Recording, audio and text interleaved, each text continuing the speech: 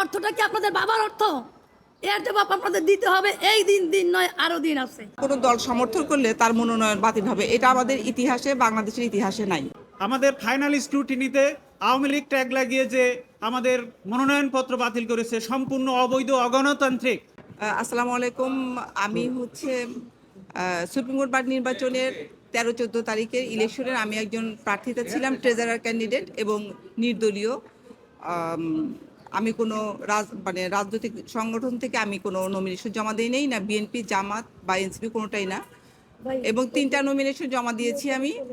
3টাতে 9 জনের সমর্থন ছিল এবং তারাও বারের মেম্বার। এবং এখানে আমরা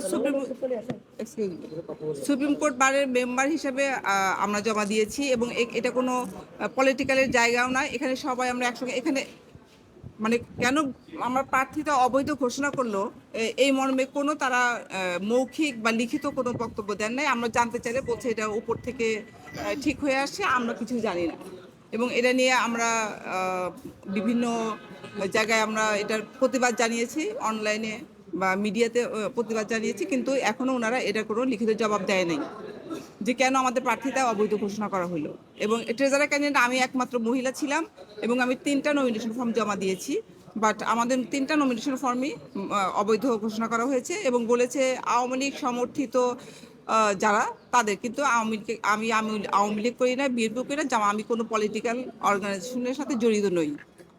আর এটা হচ্ছে আমাদের স্বাধীন বার, এইখানে আমাদের টাকায় এই বার চলে এবং একজন মানুষ, একজন লয়ার মারা গেলে এইখানে লাশটা নিয়ে আসা হয়।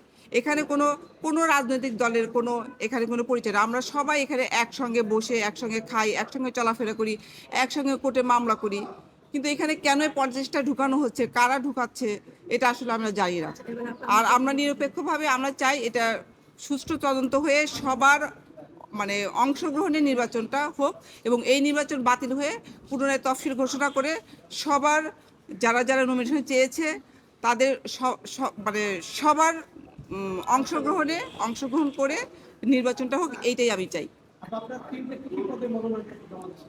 আমি একই ট্রেজারার পদপ্রার্থী হিসেবে 3টা ফর্ম জমা দিয়েছি, কারণ স্ক্রুটিনিতে দেখা যায় যে একজনের হয়তো সদস্য নাম্বার ভুল আছে বা কারোর টাকা জমা দেওয়া নাই। স্ক্রুটিনিতে সাধারণত এগুলাই স্ক্রুটিনি করা হয়। তাছাড়া কে কোন দল সমর্থন করে এটা আমাদের ইতিহাসে নাই, যে কেউ কোনো দল সমর্থন করলে তার মনোনয়ন বাতিল হবে, এটা আমাদের ইতিহাসে, বাংলাদেশের ইতিহাসে নাই। এবং স্কুটুনিতে আমার 3টা ফর্মে ফ্রেশ ছিল এবং বৈধ ছিল, কিন্তু তারা কি জন্য বাতিল করেছে এটা এখনো তারা ক্লিয়ার করেননি। হ্যাঁ, অবশ্যই করণীয় আছে। আমরা সভা সমাবেশ করব এবং তাদের কাছ থেকে আমরা লিখিত একটা স্টেটমেন্ট দিব এবং আমরা রিট ফাইল করব। একটি বৈধ কমিটি না, এই কমিটি মূলত অবৈধ কমিটি। এই কমিটি কোনো অবস্থাতেই বৈধ নয়। প্রথমত হচ্ছে এইটা, তারা কিন্তু কোনো অবস্থাতেই আমাদের এই যে সনদ, এই যে এগুলো বাতিল করতে পারে না। আমরা প্রত্যেকেই মেম্বার, সেক্রেটারি, সভাপতি, সম্পাদক কিনেছি এবং অনেকেই কিন্তু মুক্তিযোদ্ধার সপক্ষে আমরা। এখানে কিন্তু কোনো রকম, এইটা একটি কর্মজীবী অবস্থান এবং সুপ্রিম কোর্ট বার, এখানে কোনো দল মত থাকে না, এখানে ব্যক্তি হিসাবে প্রাধান্যটা পায়। এবং এই কমিটি যে আমাদের যে বাতিল ঘোষণা করলো আমাদের মনোনয়ন ফর্ম, এটা কিন্তু সে বাতিল করতে পারে না, কারণ এটা রাজনৈতিক করে না, কিন্তু তারা কিন্তু সুপ্রিম কোর্টকে ভালোবাসে, আইন প্রণয়নকে ভালোবাসে এবং আইনের মাধ্যমে সুপ্রিম কোর্ট যাতে চলতে পারে তার জন্য অনেকেই কোনো দলমত নির্বিশেষে তারা এই ফর্ম কিনেছেন। কিন্তু তাদেরকে গণহারে আমাদের 40 জনকে তারা বাতিল করছেন। কোন কারণে, কোন প্রেক্ষাপটে তারা বাতিল করলো, এই কৈফিয়ত তাদের কাছে আমরা চাই।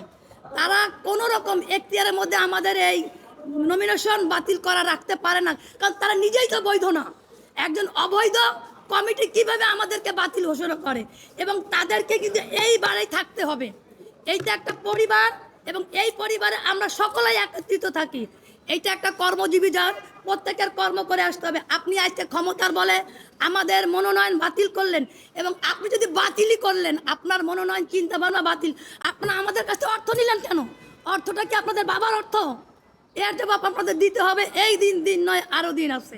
আর্টিকেল 39-এও সেটা স্পষ্ট বলা হয়েছে, বাংলাদেশের একজন নাগরিক হিসেবে এটা আমার মৌলিক অধিকার একটা রাজনৈতিক আদর্শ ধারণ করা, প্রচার করা এবং বিশ্বাস করা। কিন্তু একটা পেশাজীবী সংগঠন বাংলাদেশ সুপ্রিম কোর্ট আইনজীবী সমিতি দেশের সর্বোচ্চ একটি পেশাজীবী সংগঠন, এই সংগঠনের সদস্য হিসেবে আমি গর্বিত। এখানে নির্বাচনে কোনো রাজনৈতিক পরিচয় সম্পূর্ণ ইম্যাটেরিয়াল, অপ্রাসঙ্গিক এবং গঠনতন্ত্রে এমন কোনো কিছুই বলা নাই। আমাদের ফাইনাল স্ক্রুটিনিতে আওয়ামী লীগ ট্যাগ লাগিয়ে যে আমাদের মনোনয়নপত্র বাতিল করেছে সম্পূর্ণ অবৈধ, অগণতান্ত্রিক। একটা সুপ্রিম কোর্ট আইনজীবী সমিতি যদি তার সদস্যদের সাথে এই ইনজাস্টিস করে, জাস্টিস নিশ্চিত না করতে পারে, তাহলে জনগণের জাস্টিস কিভাবে নিশ্চিত করতে পারবে? আপনারাই বিচার করেন। সবাইকে ধন্যবাদ। আমি আরেকটা